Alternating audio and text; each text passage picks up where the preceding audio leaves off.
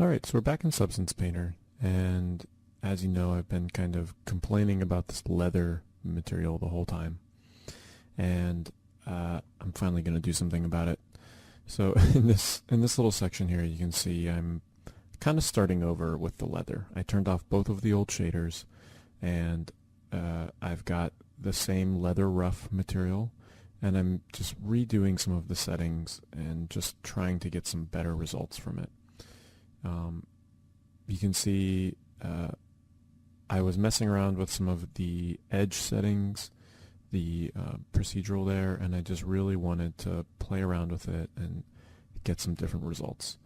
You can see inside of that leather rough smart material, I'm actually going into some of those generators and going in and actually modifying them in that material.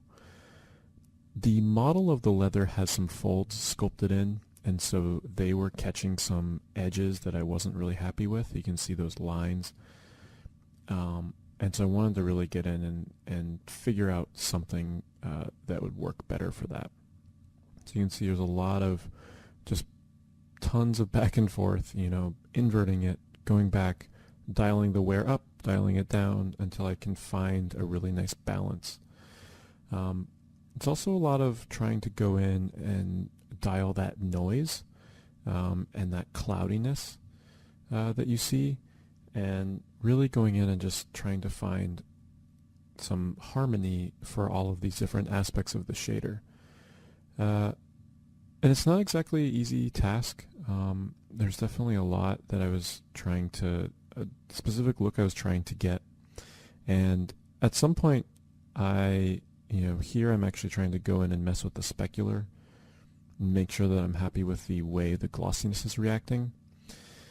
And I spent some time with this in this section of the video here, and I actually kind of decided to just hold off. And I do like to have some sort of balance between Substance Painter and Maya, but in the end I actually did decide I would modify this shader on the Maya side instead, because I was just having a really hard time visualizing exactly what that material was going to look like on that specular level. And so I decided to just kind of take a step back and go for it on the Maya side. So you can see here I brought that original leather rough texture that kind of feels like dirt stuck on it. I placed that back on top because I really liked the look of that. And so you can see like on the neck and especially on the wing, there's those areas where there's like an ever so subtle amount of displacement happening in the bump map, and it's lifting up off of it. Cool. So that was the end of the leather shader. So now onto the body. This is going in and starting some of the hand-painted details. And this is a pretty long section, so I may not be talking over all of it. It may just, we may put some music over it or something while I'm just painting, because you can kind of, it's kind of self-explanatory when it's painting. But you can see here the tools that are being used. I found a shader that I liked, and you can actually see that I set it to multiply in the layer stack there. And I'm going in now with my mask, and I'm just painting a mask. Really simple, just a regular flat brush. And I've got mirroring turned on, and I also have my lazy mouse turned on. And so I wanted to just get those really nice curves happening in this texture. And, I was utilizing the reference that I painted, but I did decide to just kind of, work on this a little bit more, and it ended up looking a little different from the reference, which is okay for me because this is my own artwork. But if I was matching something, I would want to spend the time to get it perfectly matching that painting.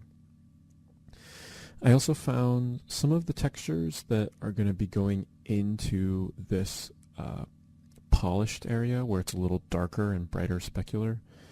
I wanted to potentially do those textures where I had an easier time projecting them, specifically in Mari, where I could really easily project in 2D space. I'm not as comfortable with the projection tools in Substance Painter, and to be honest, that could just be a user user issue on my end, and I just need to practice it more. But I really feel, after spending quite a bit of time with both pieces of software, I really feel that Mari has a much better handle on the projection. Mari has its own shortcomings. You can't paint mirrored like I am right now in 3D space. The mirrors only happen across UV space. So if your UVs are not mirrored, then you won't be able to paint on a mirror. You can establish the mirror wherever you want, so my UVs would probably work okay, but you can even see just the difference between those two pieces. It might not work very well. So you can see exactly what's going on. It's just a lot of, going in and refining these curves. And to give you an idea of how long this really took, so this is still playing back at 400%. And, my mouse or my tablet actually is moving pretty slow, because when you're watching this, it almost feels like it feels kind of like I'm working at about double speed right now, but it's actually 4 times faster. So, always taking my time and making sure that things are working okay. And so the other thing that I really found, once I started painting these pieces and getting them in there, getting these designs in there, was that I really didn't take into account the size of the body. And that was my own fault, of course. I really should have done a side view on the render and then painted on that. Because if you remember the painting, and you can refer back to that quick time where I pulled it up, it really, I really wasn't thinking about the backside of the body, and that's really where a good portion of the volume lies. So I was kind of, taking the main ideas that I did in that paint over, and I'm doing my best to go in and, I'm kind of designing on the fly, and that's also another reason why it's taking quite a bit of time. You can see there's a lot of building up texture and taking it away, and building up and taking it away. But it's, it all has to be kind of improvised in a way to fit the model. And that idea is something that you may run into in production. The directors may have worked with concept artists and came to a conclusion on what something would look like. And then when you really get it into 3D space and you start looking at it, it can change a little bit. So that's really it with these designs. I'm just going to let this play, and you can kind of see it, just see some of the waves getting built up, and then I'll chime back in when I start layering in another texture here in a few minutes.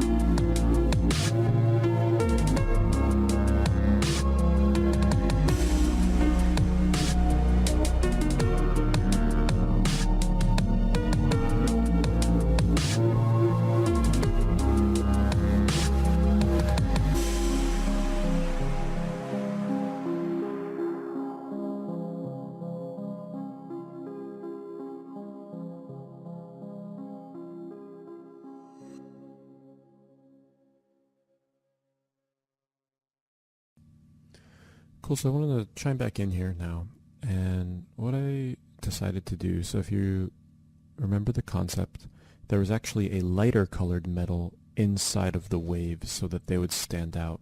So I would have three tones of the darker metal, then the main body, and then these waves would have this lighter color.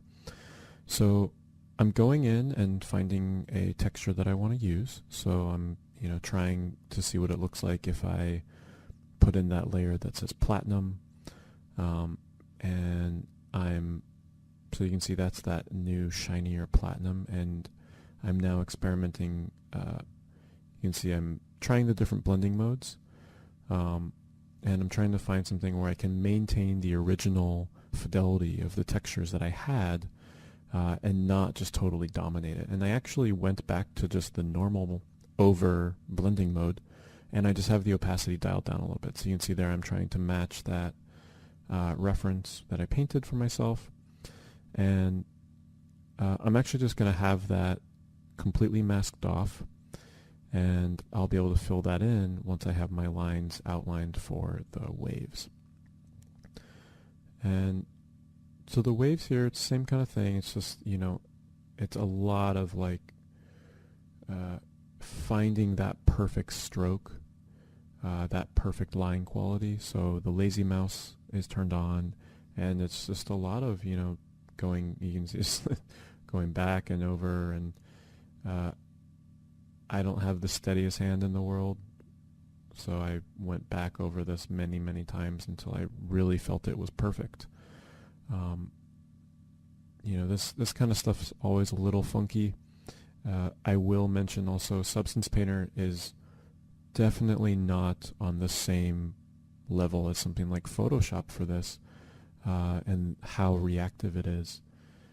It's really good, don't get me wrong, it is pretty nice, but there's definitely quite a bit of this kind of action where I found myself experimenting and trying to get the same curve over and over again. You can see that one there, the spiral's looking pretty cool, and so I just wanted to ease that into the next one.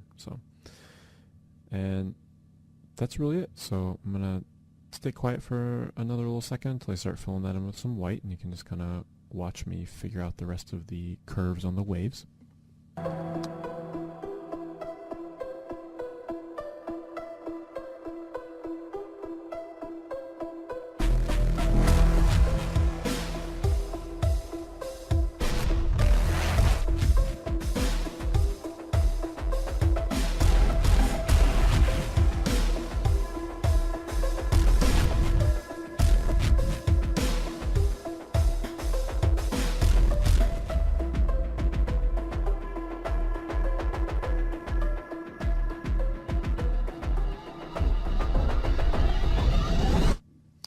Cool, so here we are. You can see I've got my paint mask in place, and I'm really just starting to fill in that area in the waves.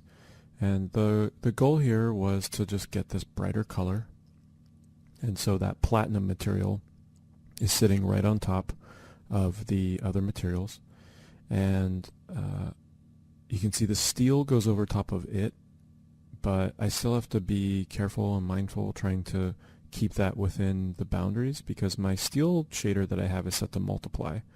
So I'm sure I could have been more clever in the way I layered this up so that I could just simply have the platinum existing, but this was kind of where I netted out, because I I really wanted to have that steel multiplying the color down to darken it. I felt like that was the best way to do it, and I just instead have to erase away the brighter parts from that line until I'm happy with it. But it worked pretty good. I was able to get a very bright reflection in this area, and it was definitely a really nice effect. So just let this kind of ride out, and you can watch me finish up this little area here.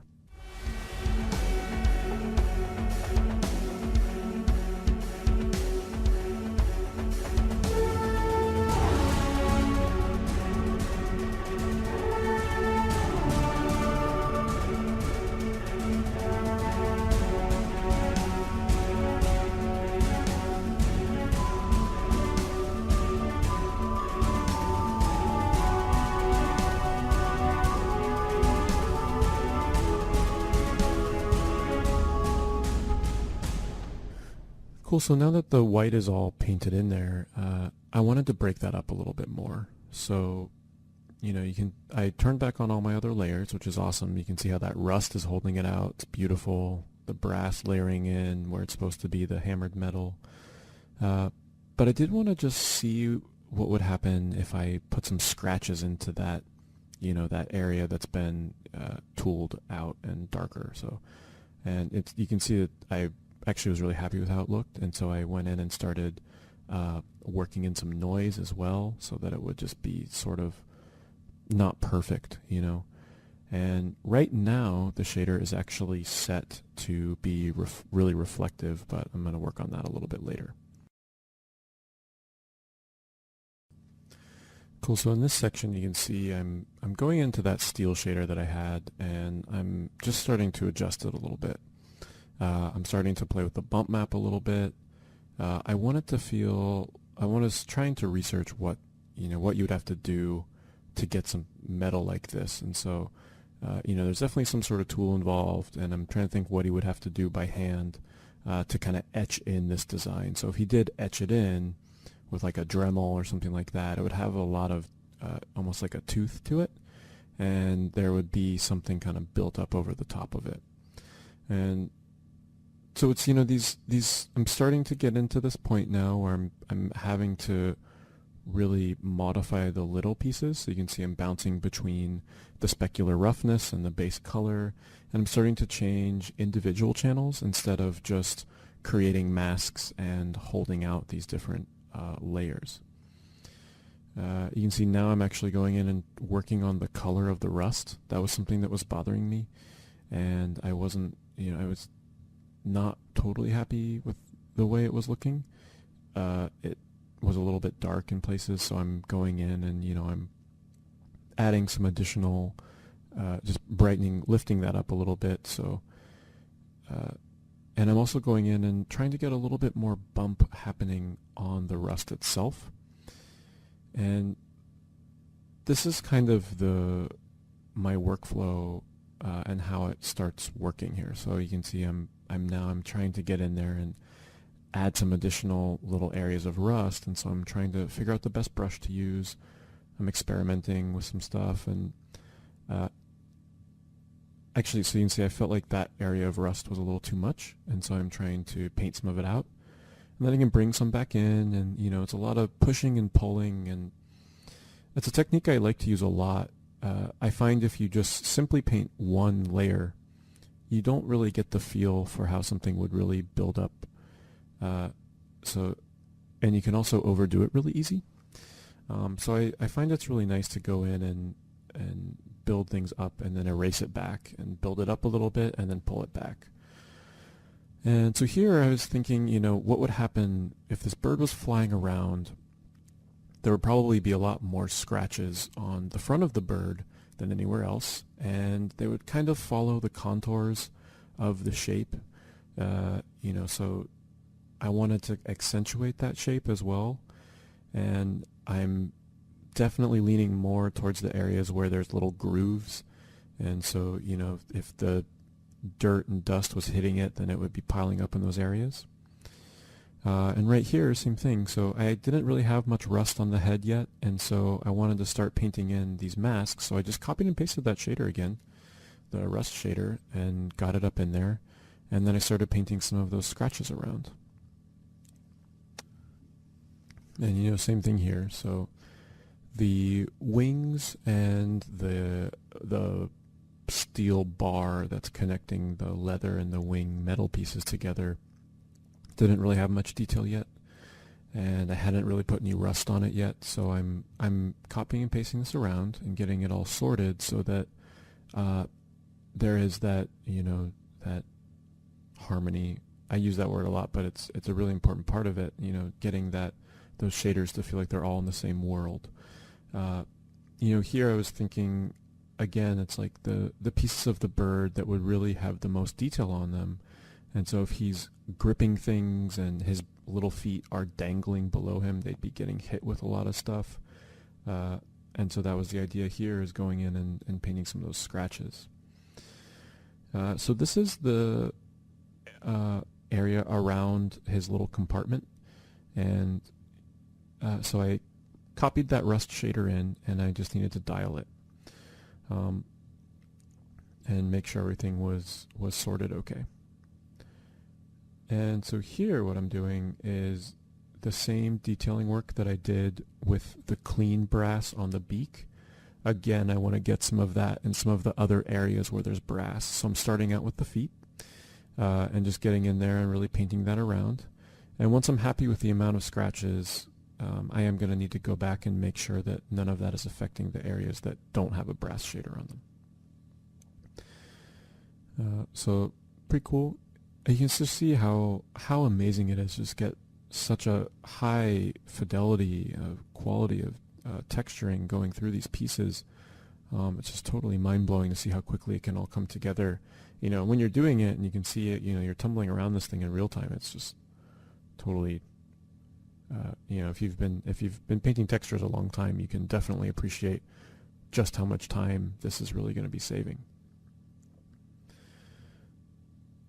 Cool. So I did already have that clean brass shader here, and what I really wanted was to have these nice clean lines moving down the plates of armor.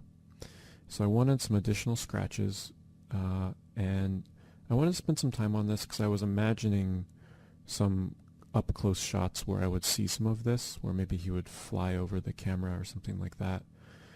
And so again, you can see I'm purposefully going very, very heavy-handed on this. And I'm using the same technique where I really pile it on, and then I can pull it back, and I can just literally erase it away if I want to. In this case, you can see I just turned down the opacity of that layer, and it turned out it was working great. You know, and then again, so similar idea is going to be happening here on the tail and on the metal. I want to have some of those lines where there was, you know, if he was moving really fast, there would be these areas where something would scrape across the top of it potentially, or dust and dirt would hit these pieces. And I also wanted to think about how these pieces were made, so I wanted some of these lines, these brushed lines in the metal to be following the direction that piece, you know, going straight down. I would imagine this piece was machined to be a certain shape, and you know, these lines would be matching that direction. So that's another thing to really be mindful of when you're thinking and you're working on something like this, is really do a lot of research into how certain things are created and made, and think about the best way to follow and stay true to that. So these pieces right here were very interesting. These are they're going to have little numbers on them, and because of the procedural nature of these shaders, there was a lot of influence from ambient occlusion, and I needed to turn a lot of that off. And you can also see that my UV seam is in a very unfortunate spot right there, and so I was pretty much just figuring at this point I would need to just take this piece into Mari. You can see I'm trying to go in and just add some lines so that it's feeling pretty cool, but it's really not totally perfect. and I really want to make sure I have my numbers on these pieces, or maybe symbols for that matter. But you can see there's that weird pattern directly across that seam. So there's something going on with the UVs there, and I'm just taking note of that, and I'm going to need to go back and modify it before this is really totally locked in and final. You have to be very careful in Substance Painter, again, thinking of the way these procedural generators work, of the edge detail and that kind of thing. If you ever have a piece that is opening and closing, like if this little door is opening and closing, I really should re-import this back in and not have the influence of, say, the ambient occlusion of some of the pieces around it. Or if you do still want all of that in there, you may just need to take this back into a separate paint package, like Mari or Mudbox or whatever, and paint out some of those areas so it doesn't feel so much like it's just been, you'll get these like hard edges where the objects are penetrating and that kind of thing, and you'll have to paint some of that out. It's just something to be aware of when you're working on this stuff.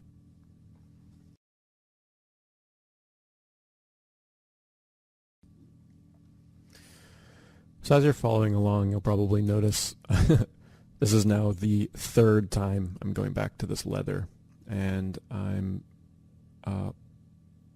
this is where I'm really trying to refine the specular. I mentioned earlier that I wasn't going to mess too much with it, and I actually went back and I did still try and get something kind of shinier. What I was looking for was that, there's that really clean, when the leather is in its newest form, it's actually quite shiny.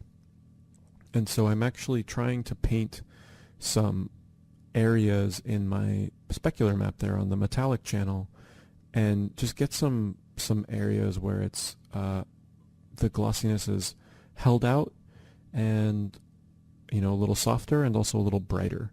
And so you can see I'm actually going in and painting this by hand, and I'm also going in and doing some subtle color tweaks. A lot of this is just, I'm looking at glancing angles, trying to see how the Fresnel is reacting on this shader. So you'll watch me kind of tilt this thing up and down.